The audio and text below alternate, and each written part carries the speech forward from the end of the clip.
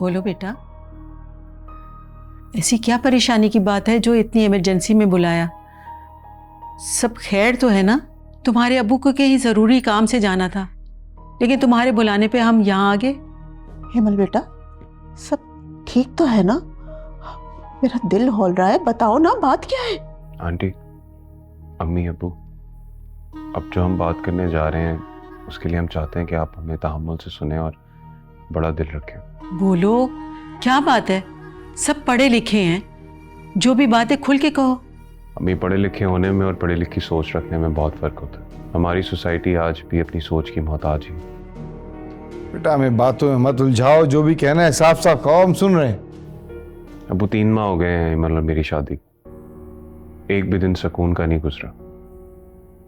इंसान शादी इसलिए करता है कि वो खुशी से अपनी ज़िंदगी गुजार सके, लेकिन हम लोगों में कुछ भी कॉमन नहीं है। हम दोनों एक बेमकसद सी ज़िंदगी गुजार। तो ये बातें अब क्यों बता रहे हो हमें? शादी हो गई है, जैसा भी है निभाना तो है ना, सभी निभाते हैं। हाँ बेटा, शादी के बाद ही मियाँ बीवी की खामियां उनके सामने आती हैं। आप लोग एक दफ़ा प्लीज़ सुकून से हमारी बात तो सुन लीजिए। बोलो रेहान, करो अपनी बात, सुन रहे हैं हम। अब्बू, मुझे कुछ बातें इसकी बुरी लगती हैं और इसे कुछ बातें मेरी बुरी लगती हैं। हम दोनों बहुत मुख्तलिफ हैं एक दूसरे से और बहुत अलग ज़िंदगी गुजार रहे हैं। अब हम मज़ीद अपनी ज़िंदगी ख़राब नहीं करना चाहते। अभी मैं और एमल इस बात पे मुत्तफ़िक हैं कि हमारी औलाद नहीं है और ज़िंदगी वैसे भी ऐसे बेजारी से नहीं गुजारी जा सकती। इंसान शादी इसीलिए करता है ना कि वो खुश रह सके।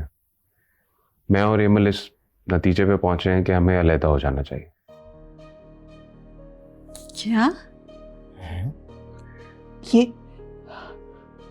ये क्या कह रहे हो रेहान बेटा?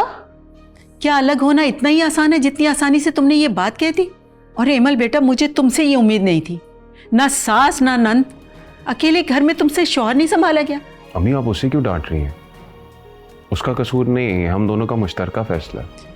बेटा, मर्द आज़ाद होता है, वो ऐसी बातें कर जाता है, लेकिन मैं तो एमल से बात कर रही हूँ। उसने ये नौबत यहाँ तक आने क्यों दी? तुम्हारे दिमाग में ये सवाल उठा क्यों? एमल, बोलो कुछ। क्या सारी बातें करने के लिए रेहान बैठा है? जब तुम दोनों का मुश्तरका फैसला है तो तुम भी अपनी बात करो। अम्मी, कोई एक मसला होता तो बताते ना। यहाँ सब कुछ बहुत मुख्तलिफ है, हमारी सोच, हमारी प्रायोरिटीज़ सब मुख्तलिफ है। मैंने तो अभी तक तुम्हारी शादी पे लिया हुआ कर्जा तक नहीं उतारा। ये सवाल तो आप अपनी बेटी से पूछें। क्या उसे अपनी बेवा माँ का ज़रा सा ख्याल नहीं, जो मॉडर्न बन के रस्ते अलग करने के लिए बैठी है? भाई, लड़कियां तो भरे ससुराल को संभालती हैं, शौहर को देखती हैं, बच्चों को देखती हैं। इनसे पूछें कौन सी जिम्मेदारी है इन पे।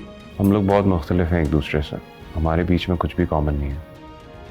वाह भाई, ये भी अच्छी कही। रास्ते अलग करने, वजह क्या है? पसंद नहीं मिलती। सुन रहे हैं अजमल साहब? एमल, पसंद किसी की भी नहीं मिलती। शौहर की पसंद को अपनी पसंद बनाना होता है। बहुत कुर्बानियां देनी पड़ती हैं घर बनाने के लिए। मगर आजकल की लड़कियों को क्या पता, अकेले घर में रहते हुए अकेला घर नहीं संभाल सकती। देखो रेहान, ऐसा मत कहो। तुम जो बोलोगे वो करेगी है।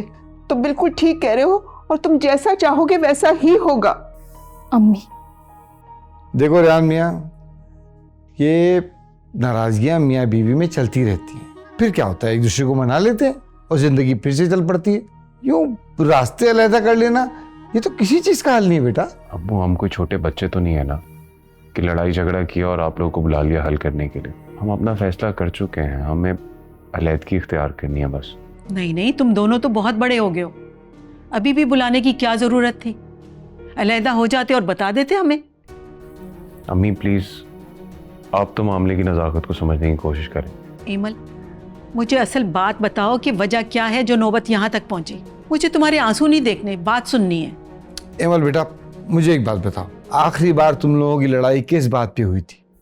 अंकल, वो मैं ऑफिस से लेट हो गई थी और घर में खाना ही नहीं पका हुआ था, तो मैंने गुस्सा आ गया। रेहान, अब्बू, मुझे एक ऐसी बीवी चाहिए जो मेरे लिए अंडरस्टैंडिंग हो। उसकी प्रायोरिटी उसकी जॉब है, मर्द तो इसलिए शादी करता है ना कि वो ऑफिस से थका आ रहा है तो उसकी बीवी उसका ख्याल रखे, उसे घर में सुकून नसीब हो। लेकिन ये तो हर वक्त खुद थकी हुई होती है। बेटा, जॉब तो ये शादी से पहले भी करती थी, मैंने सारी जिंदगी जॉब की है, लेकिन इसके वालिद ने कभी एतराज नहीं किया।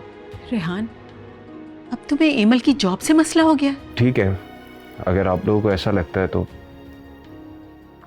हम इस रिश्ते को एक और मौका दे सकते हैं और शायद एक नई शुरुआत कर सकते हैं, लेकिन उसके लिए एमल को अपनी जॉब छोड़नी पड़ेगी। शायद, और मेरी जॉब छोड़ने के बाद भी हमारी ना बन सकी तो मेरे हाथ से घर भी गया और जॉब भी। भाई, लड़कियों को 100 कुर्बानियां देनी पड़ती हैं, तुम कोई अलग नहीं हो। मर्द की पसंद को अपनी पसंद बनाना पड़ता है। मुझे लगता है कि अगर रेहान को तुम्हारा नौकरी करना पसंद नहीं तो इस रिश्ते को एक मौका तो दे के देखो। जुबैदा बहन बिल्कुल ठीक कह रही है, तुम ये जॉब छोड़ दो और अपना घर संभालो। तुम्हें ये नौकरी छोड़नी ही होगी भाई, हम खानदान को ये तमाशा नहीं दिखा सकते। नौकरी छोड़ दूं सिर्फ इसलिए कि आपका बेटा मुतमईन हो जाए?